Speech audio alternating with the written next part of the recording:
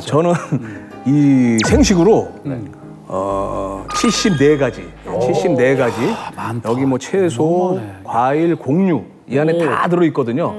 그래서 뭐 아무리 몸에 좋다고 그래도 이걸 꾸준히 먹을 수 있어야 되는데 이 생식으로 그냥 간편하게 딱 마시면 부담 없이 아주 편하게 섭취할 수 있어서 그래요? 그게 아주 좋더라고요. 아니 근데 지금 잠깐만요. 이게 지금 74가지, 74가지의 식재료가 있다라는 거예요. 네네. 숫자가 굉장하죠. 네, 엄청난데요? 그러니까 이게 그래서 제가 그 한눈에 볼 수 있도록 그 제작진 분들한테 부탁을 했습니다. 아, 그래요?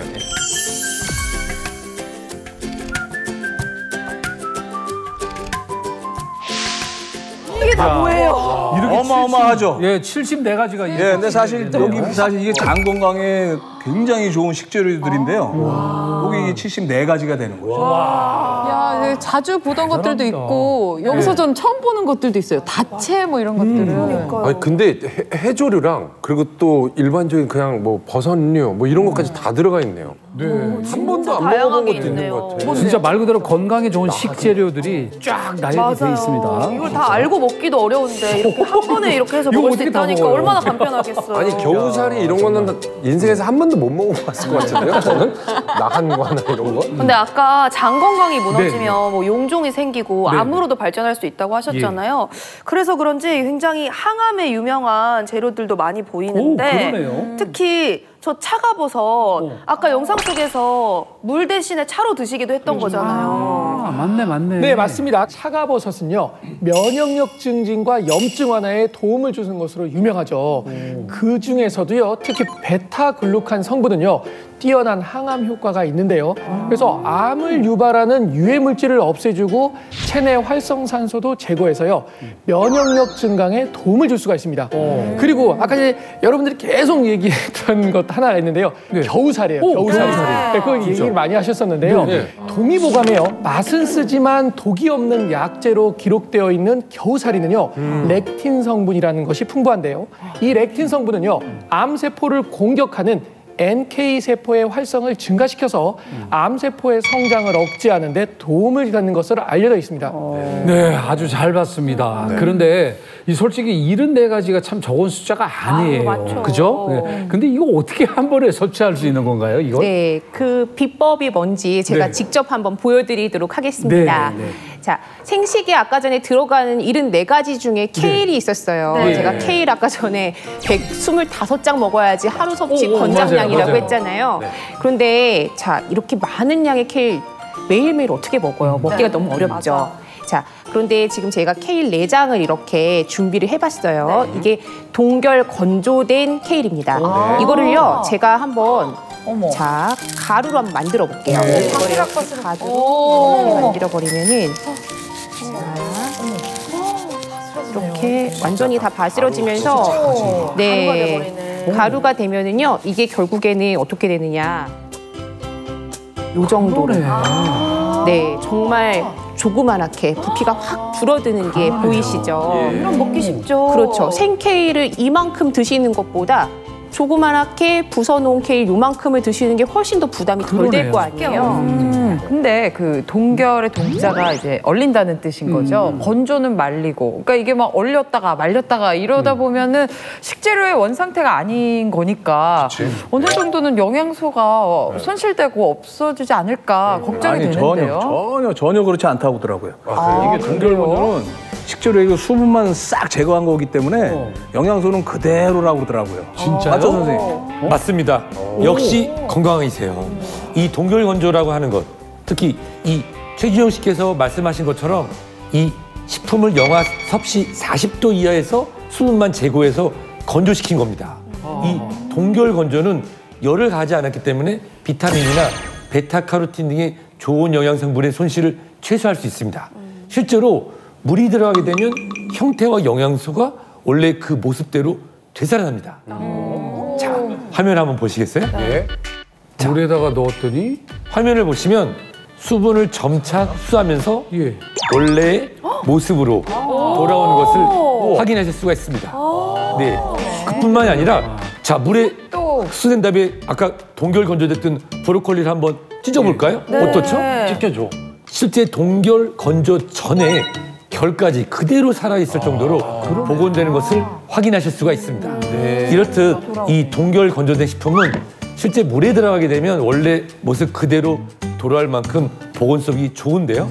그만큼 음식 속에 있는 영양 성분도 파괴되지 않고 그대로 흡수될 수 있는 것입니다. 오, 저렇게 보니까 너무 신기한데요? 근데 이쯤 되니까 이 장에 좋다는 74가지의 식재료가 들어간 생식의 그 맛은 어떨지 너무 궁금한데 혹시 저희 맛 좀 볼 수 있을까요?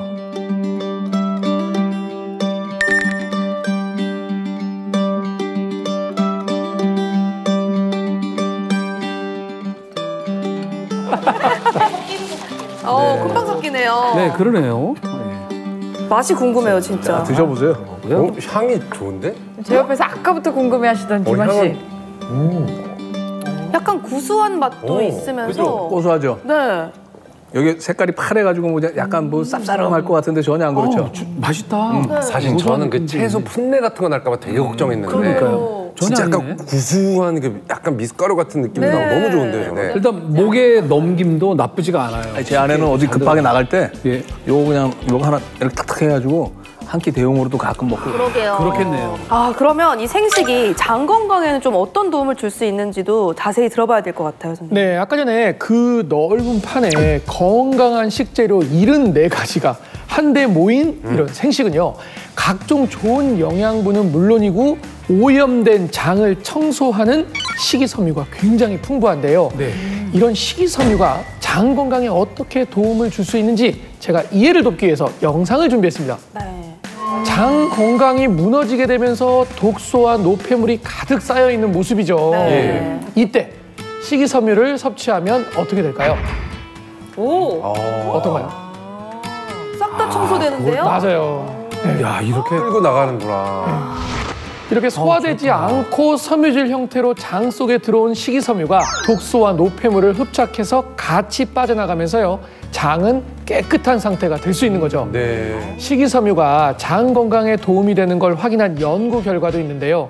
실제 식이섬유 및 곡류 섬유질을 매일같이 10g 섭취할 때마다 대장암 위험이 10% 감소했고요.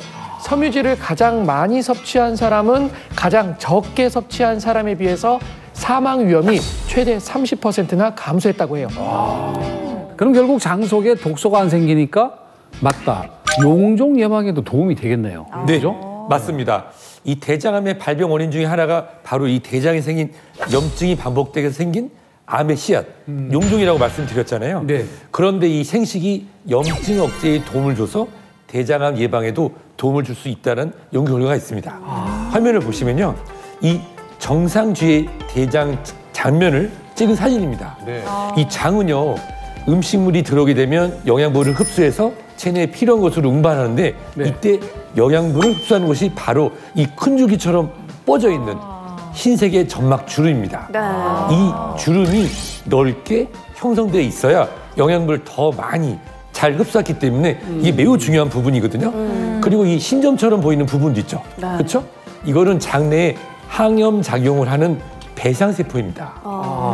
이것도 수가 많을수록 좋겠죠. 자, 그런데 이 고지방 식이를 하면서 염증을 유발시킨 쥐의 대장 단면은 어떨까요? 보세요. 자, 영양분을 흡수해야 될 흰색의 점막 주름은 거의 파괴가 돼 있죠. 그리고 항염 작용을 하는 배상세포 또한 거의 보이지가 않습니다. 그리고 이때 생식을 섭취하게 되면 어떻게 될까요? 고지방식이를 똑같이 섭취하면서 대장의 염증을 유발한 쥐에게 생식 70%를 섭취하게 했습니다. 그랬더니 점막의 주름은 물론이고 배상세포가 정상군보다 더 진하고 많아진 것을 확인할 수 있었다고 합니다. 그럼 결국에 생식이 장에 염증이 생기는 걸 막는다면 대장암이 발생하는 가능성을 좀 낮추는 데도 도움을 줄 수 있겠네요. 네, 맞습니다. 실제로 대장암을 유도한 쥐에게 11주 동안 생식의 함유량을 달리해서 섭취를 시켜봤어요. 그랬더니 대장암으로 진행할 수 있는 이 용종 전에 형성되는 덩어리를 이상 점막선이라고 하는데요. 이 발생 빈도가 생식을 더 많이 먹을수록 감소한 것으로 나타났습니다. 이 생식을 섭취하지 않은 대조군은 군은 이상 점막선이 189번 발생한 반면에 생식을 30% 섭취한 군은 128번, 생식을 70% 섭취한 군은 102번까지 떨어진 것을 확인할 수 있었습니다. 즉 생식의 섭취량이 늘수록 대장암의 씨앗인 이 선종성 용종이 생길 가능성이 훨씬 더 많이 차단이 됐다는 것을 뜻하는 거죠.